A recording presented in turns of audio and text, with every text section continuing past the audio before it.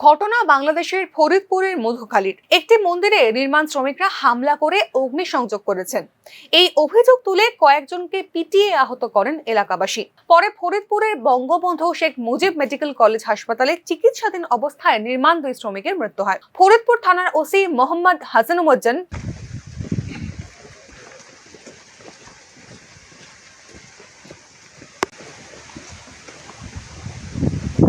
এলাকাবাসী সূত্রে জানা গিয়েছে, পঞ্চপল্লী গ্রামের কালী মন্দিরের আনুমানিক 50 গজ পাশেই পঞ্চপল্লী সরকারি প্রাথমিক বিদ্যালয় অবস্থিত।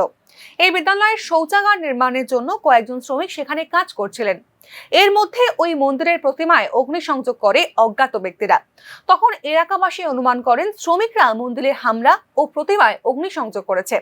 এর জেরে এলাকাবাসী ওই স্কুলের একটি ঘরে শ্রমিকদের আটকে মারধর করেন। এই ঘটনা নিয়ে ফরিদপুরের মুসলমান সম্প্রদায়ের মধ্যে বিরাজ করছে তীব্র ক্ষোভ এবং সম্ভাবনা রয়েছে সাম্প্রদায়িক দাঙ্গার। আমরা জেলা প্রশাসনের বিজ্ঞ এক্সিকিউটিভ ম্যাজিস্ট্রেটবৃন্দ আছি। আমরা আমাদের এই মধুখালী শহর সহ পুরো ফরিদপুর জেলায় যাতে শান্তি শৃঙ্খলা বজায় থাকে এবং আইন শৃঙ্খলা পরিস্থিতির কোনো ধরনের অবনতি না হয়, তার জন্য আমরা আমাদের সর্বাত্মক চেষ্টা চালিয়ে যাচ্ছি এবং এক্ষেত্রে বিজিবি, র্যাব, পুলিশ সহ সকলের সর্বাত্মক সহযোগিতা সহ আমরা একই সাথে যৌথভাবে অভিযান করতেছি। আশা করছি ফরিদপুরে তথা মধুখালীতে একটা শান্তিপূর্ণ পরিবেশ বিরাজ করবে। এখন পর্যন্ত কি অবস্থা আপনারা যেটা দেখলেন? এবং আমরা প্রত্যেকটা স্পট দেখলাম। আপনারা তো গতকাল রাত্রেও ছিলেন, দেখেছেন কি ভয়াবহ একটা পরিস্থিতি তৈরি হয়েছিল। এখন পরিবেশ যথেষ্ট শান্ত, স্বাভাবিক আছে। আমরা যখন এলাকাতে ঢুকলাম, লোকজনকে আমরা রাস্তাঘাটে প্রচুর লোক দেখতে পেয়েছি এবং আমাদের যথেষ্ট স্বাভাবিক মনে হয়েছে পরিবেশ। ঘটনাস্থল পরিদর্শন এবং নিহতদের বাড়িতে গিয়েছেন বাংলাদেশের ধর্মমন্ত্রী মোহাম্মদ ফরিদুল হক খান। পরিস্থিতি নিয়ন্ত্রণে বিজেপি ও অতিরিক্ত পুলিশ মোতায়েন করা হয়েছে। পরিস্থিতি থমথমে হলেও নিয়ন্ত্রণের বেঁচে। তদন্ত চলছে, অপরাধীদের চিহ্নিত করে আইনের আওতায় আনা হবে, এই কথা জানিয়েছেন জেলা প্রশাসক কামরুল আহসান। তাকে ডগার উপরে এই কাজটা করলো, তো এই যে কাজটা যারা করলো তারাও তো মানুষ, তাদের বিবেচনায় আসা উচিত ছিল, সেটা করে নাই।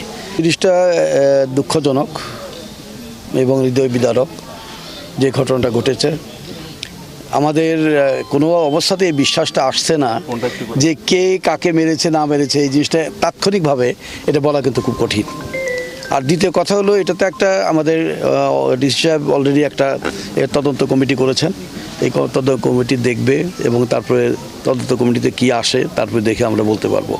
আর এর আগে আমরা এটুকুই বলি যে মানবতার যে অবস্থা যেই করুক না কেন, আমাদের যারা মারা গেছে তারাও যদি করে থাকে, তারা করার কারণে মারা গেল, মারা যাওয়ার পরে তারপরে যাওয়া অবস্থা। ঘটনায় জারি রয়েছে তদন্ত। ঢাকা থেকে মনির হোসেনের রিপোর্ট, নিউজ নাও।